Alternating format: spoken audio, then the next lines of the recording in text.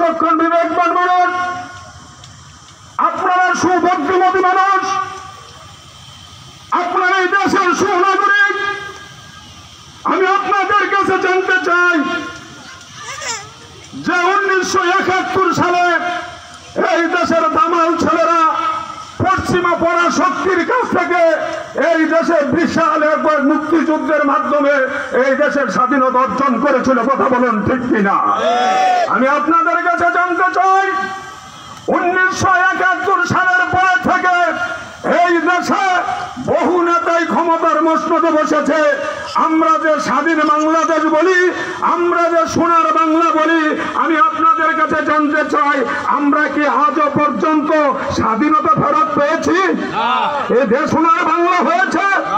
এই দেশ সোনার বাংলা হইতে গেলে সোনার একজন সুযোগ্য চরিত্রবান নেতার দরকার। কথা বলুন ঠিক কিনা?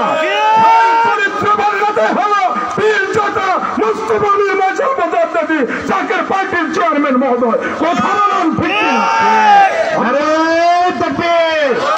সাদাবাবা ফরিদপুরে, বিশ্বলি ফরিদপুরে, জাকের পার্টি সকল সহযোগী সংগঠন, নারায়ণ তাকবীর! সম্মানিত উপস্থিতি, 1971 সালের পরে থেকে আজও পর্যন্ত এই দেশের মানুষ স্বাধীনতা ফেরত পায় নাই, এই দেশের মানুষ শান্তি ফেরত পায় নাই, এই দেশের মানুষের মা বোনের ইজ্জতের কোন নিরাপত্তা নাই। কথা বলুন ঠিক কিনা?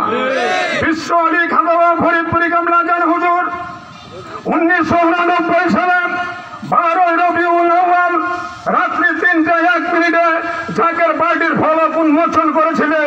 1989 সাল থেকে শুরু করে আস্তে আস্তে 1 বছর 2 বছর করে করে জাকের পার্টি 36 বছরে পদার্পণ করেছে। কথা বলুন ঠিক কিনা? কতদিন আমরা আপনাদেরকে এইভাবে কোনদিন জাকের পার্টির পতাকা তোলার জন্য আহ্বান করি নাই? বিগত দিনে আমরা আপনাদেরকে এইভাবে জনসভার মাধ্যমে জাকের পার্টি করার জন্য আপনাদেরকে বলি নাই।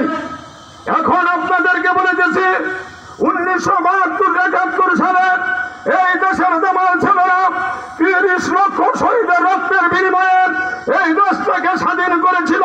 বড় আফসোস, বড় কষ্ট নিয়ে বলতে হয় আমরা বিশ্বের মানচিত্রে শুধুমাত্র একটা ভূখণ্ডই পেয়েছি। স্বাধীনতা বলতে আজও পর্যন্ত আমরা কিছু পাই নাই। কথা বলুন ঠিক কিনা? সম্মানিত উপস্থিতি, এই দেশের দামাল ছেলেরা সেই অপশক্তির হাত থেকে এই দেশের মানুষকে বাঁচানোর জন্য জুলাই একটা বিশাল একটা বিপ্লব ঘটালো এই দেশের বৈষম্য হাত থেকে এই দেশের মানুষকে বাঁচানোর জন্য। কথা বলুন ঠিক কিনা? আমরা কি আজও পর্যন্ত বৈষম্য মুক্ত হতে পেরেছি? আমি তো বলতে চাই এখন আরো বৈষম্য বেশি হয়েছে। কথা বলুন ঠিক কিনা? প্রিয় উপস্থিতি, এই 2026 সালে বর্তমান সরকার নির্বাচন করার ঘোষণা দিয়েছে। কথা বলুন ঠিক কিনা? জাকের পার্টির চেয়ারম্যান মহোদয় আপনাদেরকে উদাত্ত আহ্বান জানিয়েছেন এই দেশের মানুষ যদি শান্তি চায়, এই দেশের মানুষ যদি নিজের নিরাপত্তা চায়, এই দেশের মানুষ যদি সুবিচার প্রতিষ্ঠা করতে চায়, এই দেশের মানুষ যদি ন্যায় বিচার প্রতিষ্ঠা করতে চায়, এই দেশের মানুষ যদি মা বোনের ইজ্জতের নিরাপত্তা দিতে চায়, তাহলে জাকের পার্টিকে ক্ষমতার মসনদে বসানো ছাড়া আর বিকল্প কোনো রাস্তা নাই। কথা বলুন ঠিক কিনা?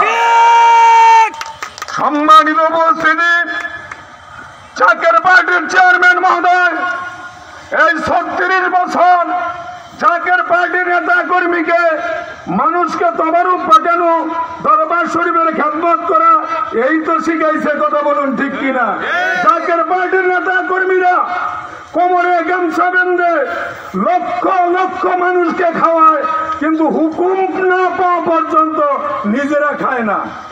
কথা বলুন ঠিক কিনা? এই শিক্ষা খান, এই শিক্ষা হলো পীরজাদা মুস্তাফা মীর ফয়সাল মুজাদ্দেদের। কথা বলুন ঠিক। আপনারা মনে করেন না যে আমরা দুর্বল, আসলে আমরা দুর্বল না, আমরা নেতার আনুগত্য করি। আমরা দুর্বল না,